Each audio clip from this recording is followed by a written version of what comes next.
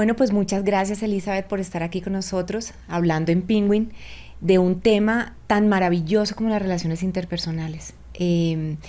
Tuve el privilegio de que llegaran a mi casa tus libros y debo confesar, y no puedo no contar, que no creo en las casualidades y llegaron en un momento de mi vida en que lo necesitaba. Y trabajando hace años en terapia, acompañando a familias, siendo esposa, siendo madre, wow, lo que aprendí. Y yo creo que esta charla, más que cualquier cosa, es algo íntimo entre tú y yo, donde quiero hacerte preguntas donde más me tocaste. Y esa es la idea para hablar también con las personas. Entonces, antes que nada, gracias por estar aquí, gracias por este espacio y bueno, vamos a conversar sobre este libro tan maravilloso, ¿vale?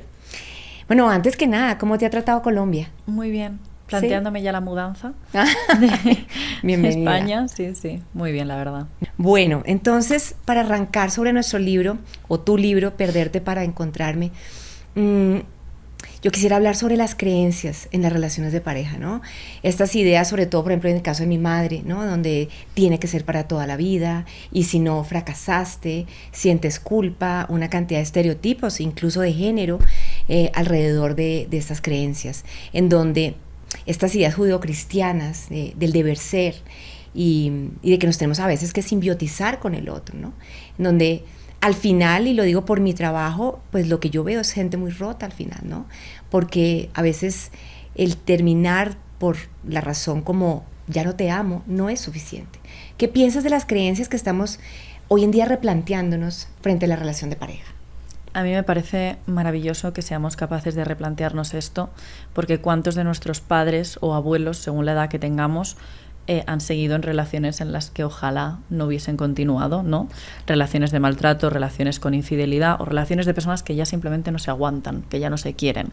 Entonces yo, pese a ser terapeuta de pareja, estoy muy contenta de que a día de hoy la gente se pueda separar y muchas personas dicen, bueno, es que a día de hoy, a la mínima, te separas, ¿no? Y digo, bien, wow. Está bien, no pasa nada, no tienes por qué tener una relación para toda la vida.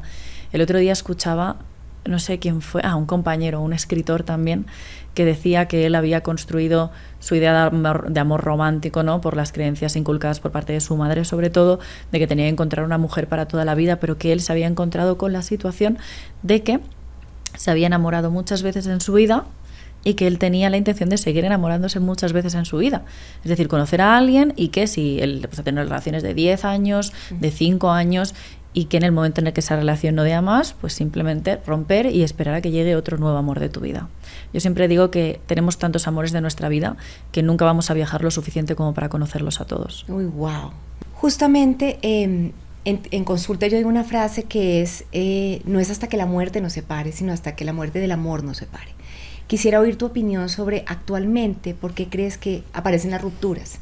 Es decir, creo que toda la vida, por ejemplo, ha existido la infidelidad, pero que hoy, ¿por qué la estamos viendo tan distinto? ¿Qué crees que está pasando hoy con las parejas? Claro, sí que es cierto que hoy en día nos enteramos más de las infidelidades gracias a las redes sociales y también yo creo que gracias a que no se encubren tanto. Es decir, quizás si tú a día de hoy te enteras de que tu amiga, pues su pareja le está siendo infiel, tú se lo vas a contar.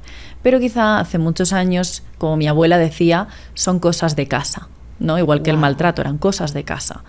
Y yo le preguntaba a mi abuela, pero cuando tú te enterabas de que una mujer era maltratada por su pareja, no hacías nada y me decía, eran cosas de casa, ¿no? Entonces a día de hoy ya no hay tantas cosas de casa y afortunadamente, entonces creo que a día de hoy hay muchas más rupturas porque nos enteramos más de las infidelidades, porque ponemos más límites y también porque, bueno, estamos en un momento vital, bueno, un momento más bien social en el que interactuamos con muchas personas, por lo tanto conocemos a muchas personas que nos gustan y eso también nos hace cambiar de relación con más frecuencia, porque antiguamente pues mi abuela conoció a mi abuelo, se casó súper pronto para poder salir de su casa, cuanto antes posible, y se fue a vivir con él y toda la vida de mi abuela giraba en torno a su matrimonio. Ambos tenían un restaurante y cuidaban del restaurante, pero mi abuela no tenía una vida social muy amplia, mi abuela no tenía hobbies, mi abuela no estudiaba, pobrecita mía, solo trabajaba con su marido. Entonces, afortunadamente, mi abuelo era una persona maravillosa, pero si mi abuelo hubiera sido una mala persona, mi abuela hubiese estado atada a él igualmente porque no tenía un círculo más allá que no fuera él, ¿no? Ni él un círculo más allá que no fuera ella. Entonces, claro, a día de hoy tenemos bueno, tenemos círculos más amplios y tenemos más posibilidad de conocer a gente. Entonces esto también pues, nos genera dudas en las relaciones y, bueno, a día de hoy lo complicado no es divorciarse, sino tener una relación de larga duración. Total. Y ahora que nombraste la infidelidad, quisiera ahondar un poquitico en ese fenómeno como tal, y es un fenómeno humano que ha existido a lo largo de toda la humanidad, mejor dicho, que existe desde que el matrimonio existe, ¿cierto? Pero entendiendo que incluso el cerebro está diseñado para, inclusive por circuitos neuronales, poder amar a dos personas al mismo tiempo, y creo que aquí algunas personas pueden sentirse incómodas con esto, ¿cómo hacer o cómo transitar de pronto si esto pasa en una relación de pareja para ser lo más cuidadoso con el otro?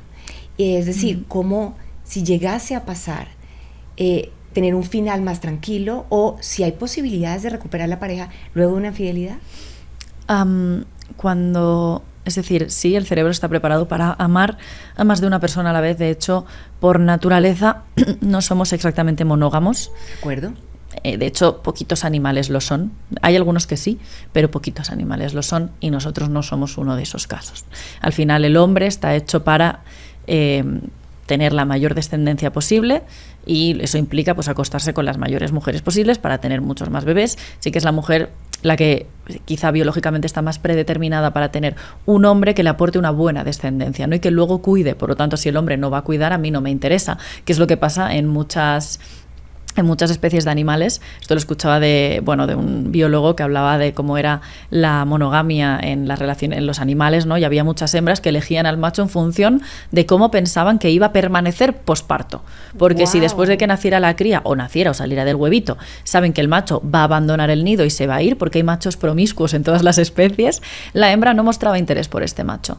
¿Por qué? Porque a mí lo que quiero es que me protejas el hogar y me protejas las crías, ¿no? Entonces es curioso porque todas las especies tienen como su modelo relacional, pero sí que es verdad que el humano está un poco ahí y no es puramente monógamo por naturaleza. Entonces es normal que tengamos relaciones de larga duración y que nos sintamos atraídos hacia otras personas. Ahora bien, el hecho de que tú naturalmente te puedas sentir atraído hacia más de una persona e incluso vincularte afectivamente con más de una persona, que de ahí está pues orientaciones relacionales como el poliamor, la anarquía relacional o las relaciones abiertas, ¿no? Que nos podemos vincular con otros y son súper respetables, pero si queremos tener una relación cerrada debemos partir de la premisa de que eso puede suceder y de que de hecho lo más probable es que pasa en algún momento. Ahora bien, no todo lo que sientes te tiene que llevar a actuar, si no seríamos animales sin ningún tipo de autocontrol, y no somos así.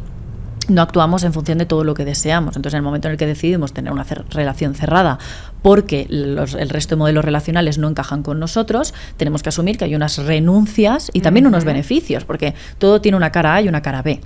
Entonces, en el momento en el que tú aceptas esas renuncias y las integras en tu vida como parte de tu relación y que es algo que vas a tener que aguantar, por un lado no puedes alimentar, es decir, cuando tú sientas que alguien te atrae, normalízalo, no sientas que hay algo malo en ti, que eres una persona infiel, sentirte atraído hacia alguien no te hace infiel, te hace humano, pero es una de las renuncias que tú has escogido. Por lo tanto, si tú decides que tu pareja es la persona con la que quieres estar, ahí vas a tener que renunciar, y a día de hoy estamos muy poquito acostumbrados a renunciar a lo que nos apetece. A día de hoy compramos algo por internet y queremos que nos llegue enseguida a casa. A día de hoy nos dan una cita para dentro de 2 semanas y nos parece mal. Todo lo queremos inmediato, entonces es muy difícil decirle al cuerpo: este placer, este deseo que tienes, no lo vas a poder cumplir. Y tu disciplina va a ir, es decir, la disciplina de cumplir con la normativa que tú has elegido en tu relación tiene que ir por encima de tu deseo. Pero muchas cosas en la vida. A mí me puede apetecer comerme una barra de chocolate entera, pero no la voy a comer porque sé que es malo para mi salud. Bueno, pues hay cosas a las que tienes que renunciar, ya sea por salud o por cumplir con lo que tú has decidido en tu relación y lo que sabe o cree tu pareja que tú le has prometido, que es más importante si cabe. Entonces, cuando llegue ese momento, tú vas a tener que renunciar al deseo y vas a tener que sostener el malestar de incluso no alimentar y tomar distancia. Total. Si es posible, porque muchas veces pasa con compañeras o compañeros de trabajo, entonces que es más difícil mantener distancia, pero aún así dentro de lo posible hay que mantener una distancia. Y si, por lo que sea, finalmente esa persona te atrae más o te gusta más que tu pareja. También es verdad que al principio va a haber una idealización, que luego cuando convivas con esa persona ya me contarías si realmente te gusta más que tu pareja.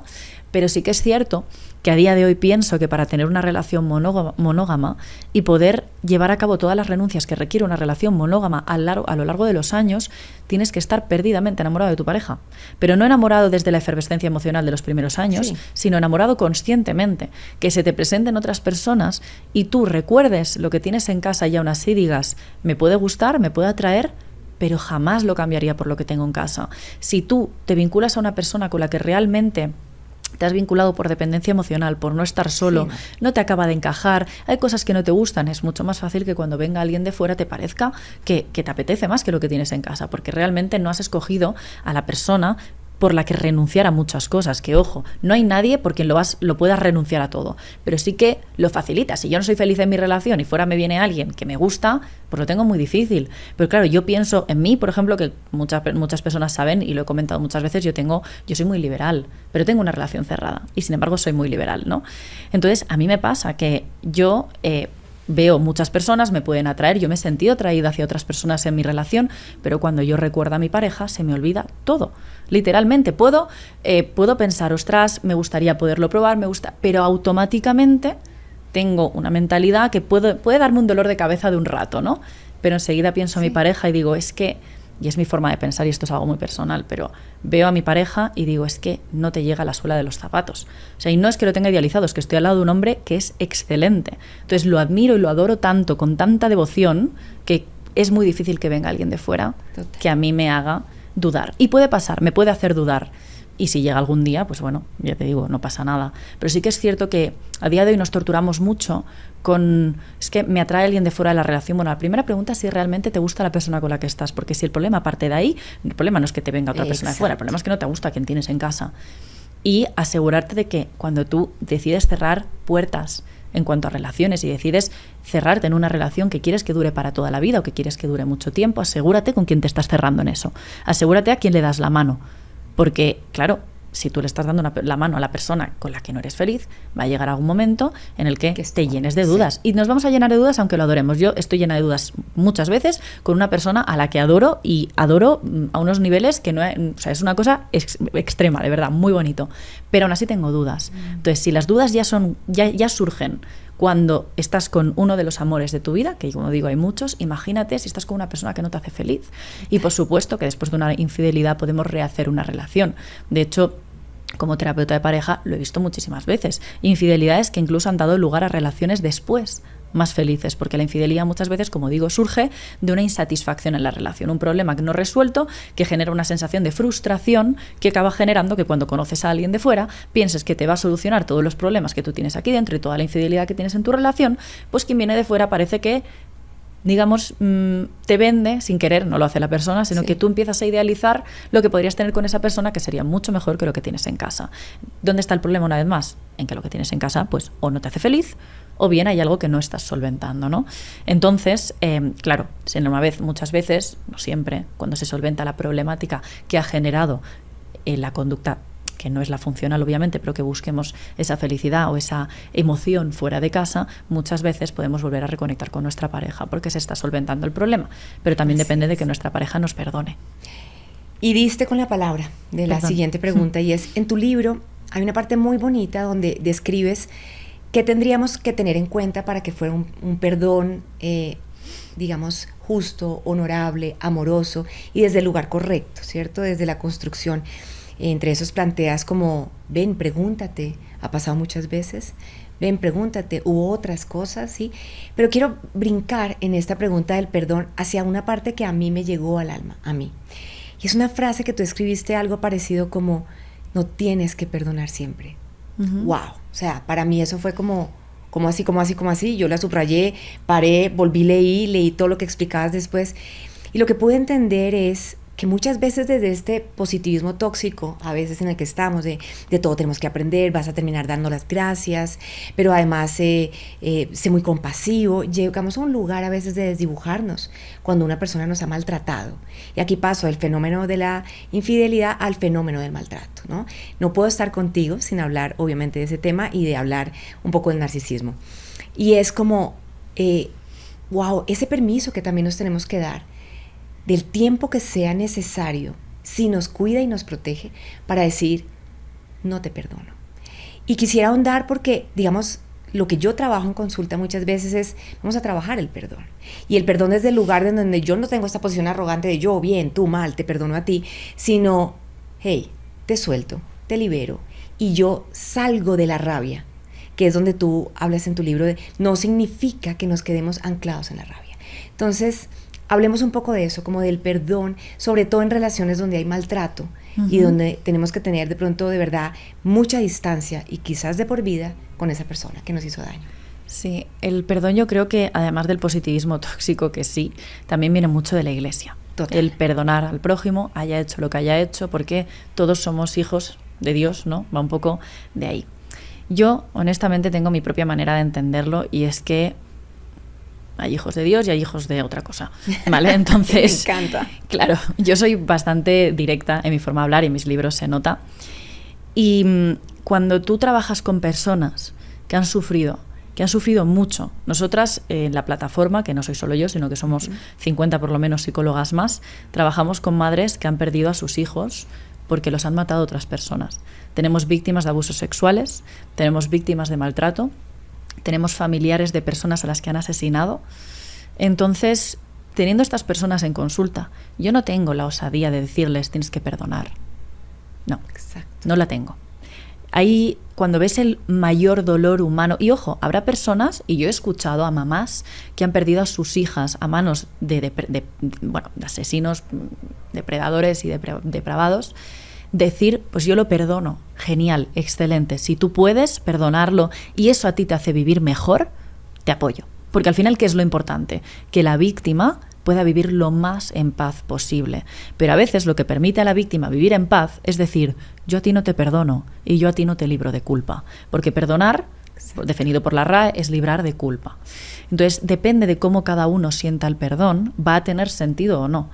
En el caso de muchas personas a las que hemos acompañado, y tenían este lastre de perdonar, ¿no? Es que me dicen que perdone por mi bien. Bueno, es que a veces por tu bien no perdonas. Porque tampoco tienes que ser un ser de luz que sea capaz de perdonarlo todo, hasta la mayor barbaridad que te hayan hecho. Tú no eres responsable de perdonar al agresor. Tú no eres un cura, tú no eres Dios. O sea, tú eres una persona que ha sufrido. Entonces, si a ti te va a hacer sentir mejor el decir, yo sigo con mi vida, pero a ti no te perdono. Y no solo no te perdono, estoy pensando en casos muy extremos, ¿eh? No solo no te perdono, sino que si te pasa algo malo yo me voy a alegrar. Es que me parece bien. Es que yo no le puedo decir a la persona, no, suelta. ¿Suelta de qué? Ha perdido a su hija, le han matado a su hija. ¿Qué? ¿Suelta de qué? O la han maltratado, le han pegado una paliza, han abusado de ella. ¿Suelta de qué? No, si le quiere desear lo peor, que le desee lo peor. Seguramente en algún momento del duelo, porque esto va a ser un proceso, la persona diga, mira, mientras este ser no aparezca en mi vida, yo feliz, ¿no? Entonces, que sea de él lo que Dios quiera, ¿no? Pero que yo no me entere. Pero es que hay mujeres que han sufrido abusos o que han perdido a alguien a manos de otra persona que tienen que aguantar que esa persona luego salga de prisión, por ejemplo, y viva cerca. Entonces, pues si le quieres desear la muerte para no volvértelo a encontrar nunca más, yo lo entiendo. Si quieres desear que desaparezca para que no te lo encuentres nunca, yo lo entiendo. Entonces, ¿cuál es el trabajo del psicólogo? ¿Forzar a la persona a sentir lo que a ti te han dicho que es políticamente correcto que sienta? ¿O permitir a la persona hacer el proceso como ella necesita? Y que si ella necesita desearle hasta la muerte y la tortura más en el infierno, lo haga, que lo haga. De verdad, que lo haga. Y si en algún momento ella siente el perdón, genial. Pero muchas veces lo que más paz da no es ejercer la presión sobre la persona de tienes que perdonar. No. O sea, yo a mis pacientes y a las personas, a cualquier ser humano le he dicho, es que si no quieres perdonar, no lo hagas. A mí hay una persona en el mundo, una solo afortunadamente, que me ha hecho mucho daño, mucho. O sea, yo he sido una mujer maltratada, realmente maltratada, lamentablemente, y a esta persona no la voy a perdonar.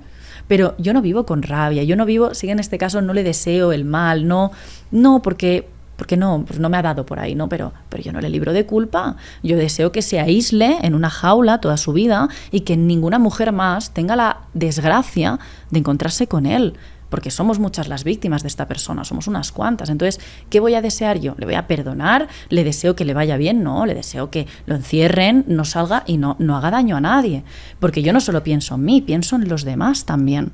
Entonces, bueno, pues si alguien piensa que por eso yo u otras mujeres vivimos con la ira, no vivo con la ira, vivo con que yo quiero la tranquilidad incluso de salir a la calle y saber que no me lo voy a encontrar y saber que no va a vivir ninguna mujer lo que viví yo. Entonces, ¿lo perdono? No lo perdono, que el día que fallezca, si Dios existe, lo perdonen ahí arriba. Yo no le libro de culpa. Y por supuesto, yo no voy a obligar a ninguna mujer ni a ningún hombre a librar a otra persona de culpa, pese a lo que nos han dicho de perdona para vivir en paz. Yo vivo muy en paz, pero para mí vivir en paz realmente sería salir a la calle tranquila. Entonces, perdonar, bueno, no. No, me encanta. Como te dije al principio, digamos que estos libros llegaron en un momento de mi vida muy importante. Y justamente en una situación personal que estoy pasando, que me ha costado mucho el tema del perdón, una persona me decía, pide el don del perdón. Y yo decía, ¿y eso dónde lo consigo? O sea, yo oía esas palabras y las sentía, ¿qué pasa conmigo? Y sentía mucha culpa. Y cuando leí esto y dije, no, es que resulta que de pronto no es ni tiempo de hablar de perdón. Y ahí también entendí otra cosa que está en tu libro y tiene que ver con poder transitar el dolor en paz. Es que me voy a dar el permiso de sentir este dolor, que no es ira, es dolor. Y como tú lo describes, es como el dolor puede ser físico o más que el físico. Tú explicabas ahí que incluso se hacen exámenes físicos del corazón y del cerebro, se ve lo que está sucediendo. Y me di el permiso de decir, pues lo voy a sentir el tiempo que sea necesario para volverme a replantear esa pregunta, que de pronto ni me la vuelvo a replantear, pero por ahora me voy a permitir sentir. Y desde ahí mi pregunta va a, esta estrategia que tú das de poder transitar el dolor es parte de una cantidad de estrategias para poder transitar el duelo de perder a alguien, que a veces es tan supremamente doloroso, tan angustioso, que sentimos un montón de emociones, entre esas la culpa, que ya hablaremos de ella. Pero, ¿qué más nos recomiendas para transitar una ruptura y salir adelante? Fíjate, hay una cosa que has dicho al principio que quiero recuperar, que has dicho, no es rabia, es dolor, ¿no? Y creo que socialmente tenemos muy castigada la rabia. Yo he escuchado muchas veces comentarios de, habla desde la ira. O, bueno, es que sigue enfadada, ¿no? Y de hecho, esto es lo que sucede mucho cuando hablas del perdón y te contestan, es que aún no ha perdonado porque sigue enfadada. Obviamente vivir en la rabia no es algo sano y no nos va a permitir llevar una vida sana a nivel emocional, pero es muy protectora la ira. La ira salva vidas, porque el hecho de que tú te enfades con alguien, que alguien te genere rechazo, te permite alejarte de esa persona. Y muchas relaciones en las que nos maltratan, el hecho de poder salir de la relación es la ira. Yo he escuchado a muchas mujeres decir, es que quiero estar con él, pero le odio. Es que es como que quiero estar con él, pero no puedo. Es que mi cuerpo no me deja. Es que le tengo rabia porque no le perdono. Es decir, lo que me ha hecho, ya sea una infidelidad, un maltrato, lo que sea, no se lo perdono. Y yo le digo, es que quizá tu ira lo que te está diciendo es que no tienes que perdonar. Y es que no tienes que quedarte, aunque te fuerces. Por eso la ira, el enfado y todas las emociones desagradables a ojos de los demás, normalmente la gente las ve como muy desagradables. Y son muy protectoras. La cantidad de vidas que has salvado la ira, porque no has podido perdonar, porque lo has odiado, menos mal que lo has odiado, ¿no? Entonces, también hay que transitar la ira y darle espacio. Si obviamente la ira dura muchísimo tiempo, ya han pasado años y seguimos, que cada mañana que nos levantamos queremos estrangular a esa persona, obviamente vamos a tener que pedir ayuda profesional. Pero ojo con lo positiva que es la ira. De hecho, cuando yo he acompañado a mujeres y han transitado esa etapa de ira, he pensado, bien, porque cuanto más lo detestes, menos vas a querer estar con él. Cuanto más lo odies, más te alejas, y cuanto más te alejes, menos posibilidades de matarte.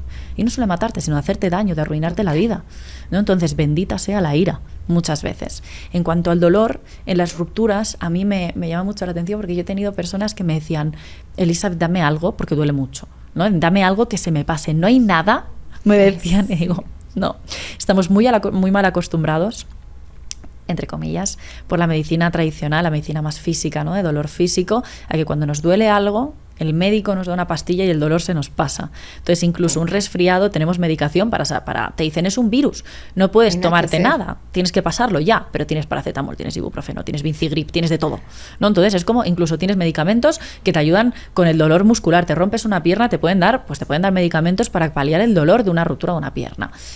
Entonces, si de una rotura de una pierna hay medicación, que al final es que te rompes un hueso, cuando lo que te rompes es el alma, ¿qué hay, no? Y hay médicos, hay pacientes que me decían, es que no puedo, no lo sostengo, no puedo más, ¿no? De ahí que muchas veces las personas recurran a las adicciones, al consumo, exacto, a las benzodiazepinas o a los antidepresivos, que muchas veces hacen falta, ¿no? Pero es curioso como el ser humano está tan acostumbrado a tener métodos para paliar el dolor, que cuando el dolor es emocional y lamentablemente no hay métodos no hay ningún método sano para paliar el dolor, a diferencia que, bueno, la terapia, los psicofármacos, pero de día a día, que puedas comprar tú en la farmacia un ibuprofeno, no hay nada para el dolor emocional. Por desgracia, el dolor emocional es transitarlo y pasarlo. Y como yo digo en el libro, sufrir como una jabata. O sea, a veces hay que sufrir y pasar. También es verdad que hay muchas personas que recurren en lugar de sufrir, encubro ese sufrimiento, lo aparto, hago una bolita, lo dejo colocado en una esquina y trato de seguir con mi vida. De hecho, muchas veces hablo con mi pareja de cómo afrontamos los problemas cada uno. Yo me permito llorar, yo me permito sufrir, también soy psicóloga, tengo esas herramientas, ¿no? Entonces, yo me consuelo a mí misma y soy de las que me digo que cuando me dan una mala noticia, soy de las que me permito llorar, digo, se te va a pasar, vamos a tomarnos unos días para estar mal y después vamos a intentar ir haciendo cosas poco a poco, respetando tus tiempos. Yo me hago terapia a mí misma un poquito, de ahí el libro de Querida Yo, que es un poco eso, ¿no? Y mi pareja, en cambio, hace una bolita, lo deja en un lado y me dice, me voy a entrenar. Y digo, qué bien, ya verás después, qué guapo el golpe, ¿no? Entonces, con mi pareja me lo encuentro mucho, ¿no? Que tenemos esta diferente manera de gestionar y con él sucede, ¿no? Que en el momento no sale, pero luego va saliendo por otros lados y yo sé que es lo no transitado en el momento. Y esto pasa con pacientes que, con personas que no quieren sostener el malestar, ¿no? Y yo siempre invito a sostener el malestar. De hecho, recuerdo mucho un doctor que vino a consulta. No lo atendí yo, pero conmigo fue el primer contacto, porque yo hago la primera consulta con los pacientes, bueno, la hacía, ahora ya no, y él me decía, estaba pasando por una ruptura de pareja, y él me decía, es que es insoportable el dolor, es insoportable, y yo lo entiendo, es literalmente insoportable.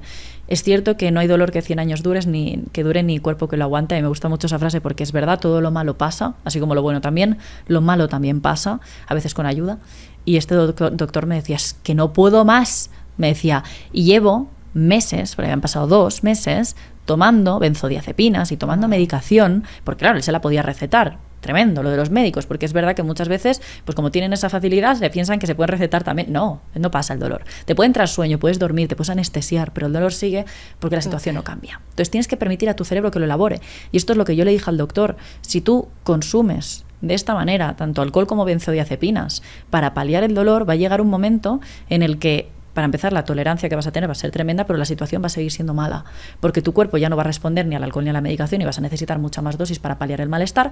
Pero por otro lado, como te has dormido todo el camino que tenía que ser de transitar las emociones y te lo has pasado dormido, sedado, drogado, ahora mismo, cuando quieras dejar esta medicación, te vas a encontrar que el dolor es el mismo, porque tu cerebro no ha podido procesar el dolor. Lo has anestesiado, pero el dolor sigue ahí. Tú puedes anestesiarlo con medicación si quieres, pero el dolor sigue ahí. Y esto es como una especie de embrollo de hilos que tienes que ir deshaciendo, y tienes que ir dejando, pues eso, ir deshaciendo, ¿no? Como los psicólogos, que se supone que deshacemos los hilos, pues tienes que ir haciendo tú con ayuda o sin ayuda, ¿no? Entonces, si tú anestesias y tapas ese problema, el problema sigue ahí. Va a llegar un momento en el que igualmente tú vas a tener que deshacer el embrollo. Entonces, lo que yo le decía al doctor, retrásalo lo que tú quieras. Toma ansiolíticos, obviamente no, pero tómalos el tiempo que tú consideres. Tú eres médico, ¿no? Pero va a llegar un momento en el que igualmente vas a tener que dejarlos, vas a tener que enfrentarte al embrollo de hilos que tienes que deshacer. Entonces, bueno, afortunadamente sí que pasó con su psicóloga esta etapa, a día de hoy está muy bien, pero sí que es cierto que me llamaba la atención, que me decía, yo soy médico y para el dolor físico tengo muchas cosas. ¿Qué se hace para esto? Porque es insoportable. Total. Y mira que me acuerdas de algo que practico yo también, que me autocuido, o me hago autoterapia, y es como, estoy triste, o tengo rabia, o tengo ira, o algo me pasa, y ok, muy bien, va a ir conmigo a donde esté, le voy a ofrecer un cafecito y que me acompañe, y yo puedo vivir así, claro que puedo, ¿cierto? Duele a veces, sí, pero sí puedo. Y es la manera como de poder darnos permiso de que esa emoción esté con nosotros, que además viene a decirnos algo, ¿no? De nosotros mismos. Bueno, no quiero dejar que se nos acabe el tiempo, pero quiero hacerte una pregunta que me encantó. Yo siento que ahí conectamos un montón y es el tema de la culpa.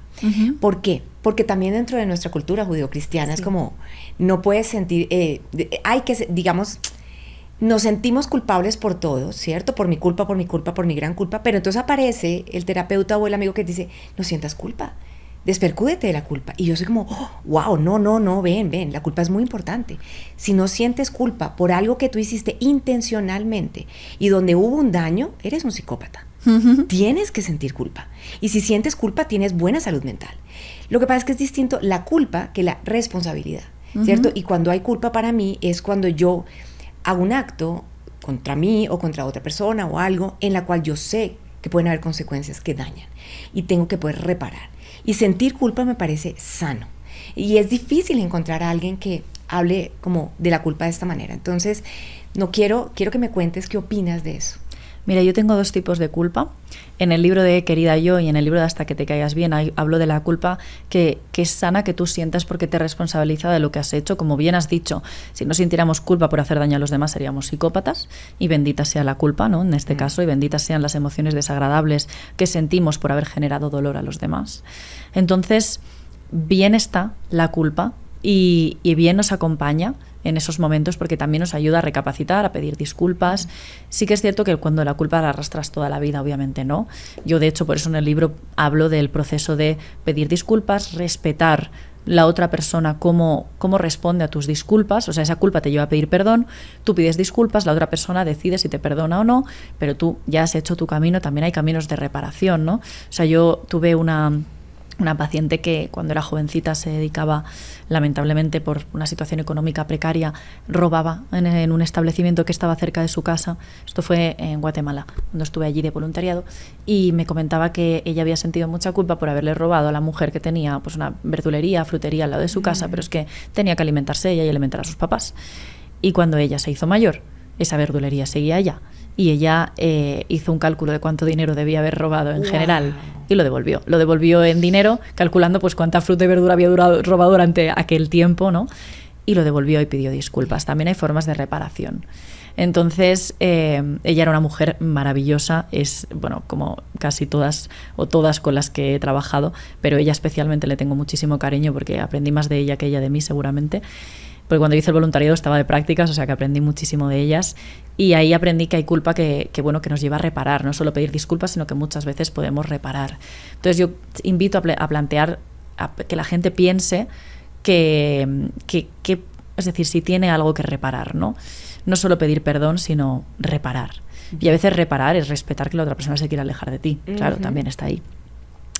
Y luego, por otro lado, tenemos la culpa que como emoción bloqueante, que es de la que hablo en Tú no eres el problema, que es la culpa que nos generan los demás para atarnos y para poder ejercer control sobre nuestra vida. Es decir, un maltratador, ya sea un papá, una mamá, un hermano, un amigo, un jefe, un compañero de trabajo, una pareja, que en el libro hablo un poquito de todo, de todos los tipos de relaciones. Y esa culpa como emoción bloqueante, que esto lo habla mucho Dolores Mosquera, que es una gran escritora y psicóloga que aborda muchos temas de, sobre todo, violencia de género, trastorno límite de personalidad y demás, pero yo especialmente la sigo mucho por el tema de la violencia de género, y ella habla de la culpa como emoción bloqueante, como una emoción que te impide salir de una relación de cualquier tipo. Insisto, ella habla de violencia de género, pero yo lo extrapolo a todo tipo de relaciones, porque nos generan muchas personas la culpa para atarnos. Si te vas, ¿qué va a ser de mí? Si te vas, yo he escuchado a mujeres contarme que sus maridos les decían: si hoy no vienes a casa me voy a morir de hambre porque yo no me voy a hacer de comer, ¿no? Te culpo, genero culpa de me voy a morir de hambre por tu culpa, o él me voy a quitar la vida si me dejas. O madres que utilizan ese chantaje hacia sus hijos de es que estoy sola por tu culpa, que no me vienes a visitar, quiero que tu vida gire en torno a mí, y fingen incluso enfermedades o exageran enfermedades físicas para mantener atados a sus hijos. Entonces, la culpa tiene muchas caras: la culpa en la que tú te responsabilizas del daño que has hecho, reparas, pides disculpas, y la culpa que te ata, que ahí sí es la que tienes que soltar. Que yo a mis pacientes les decía, a la culpa de la mala, digamos la culpa que nos generan los demás, la cogemos de la manita y que nos acompañe. Es decir, yo no actúo en función de la culpa. Me siento culpable por dejarte porque me has dicho que te vas a morir de hambre y que te vas a morir sin mí, ¿no? Pero con esa culpa yo no actúo. Cojo la culpa de la mano, entiendo que me va a acompañar durante un tiempo porque tú me la has generado a mí, es algo que tú has cogido y me has puesto en la cabeza, que no es algo que yo, o sea, que no es algo dentro de mí, porque no es en función de mis valores, ¿no? Entonces es algo que tú me has metido con un maltrato y una manipulación psicológica. Entonces yo la cojo de la mano, esta culpa me acompaña hasta que un día la suelto y se va.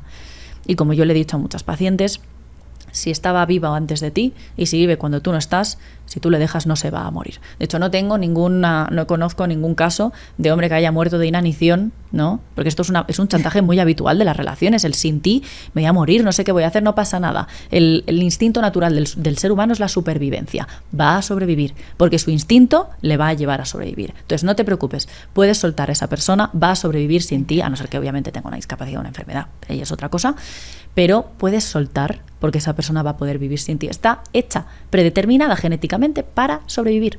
O sea, biológicamente esta persona está hecha para sobrevivir sin ti. Wow, gracias. De verdad, gracias por este espacio. No solo por lo que estás compartiendo con tantas personas, sino para mí personalmente este regalo de la vida. Yo quiero cerrar diciendo qué fue lo que más me marcó de tus libros. 2 cosas. La primera, el tono. Un tono en el que es directo, de frente, donde se habla lo que no se habla, donde se dice lo que en realidad quisiéramos oír, pero que nadie nos dice de frente. Y lo segundo, como te diriges en primera persona, es como si estuviéramos conversando contigo. Y eso hace que se vuelva un espacio terapéutico para uno. Así que de parte de todos los lectores y de mí, gracias. Y gracias por este espacio. Y gracias por leerme y por valorarme. Para eso trabajo realmente.